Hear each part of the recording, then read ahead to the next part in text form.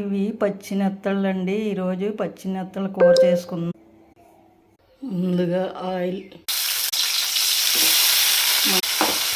పసుపు, సాల్ట్, అల్లం వెల్లుల్లి పేస్ట్, టమాటా ముక్కలు. టమాటా బాగా మగ్గాలి. కారం, గరం మసాలా, చేపలు.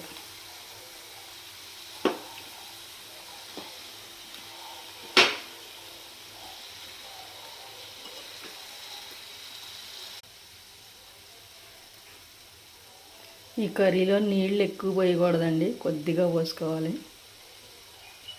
కొంచెం నీళ్ళు,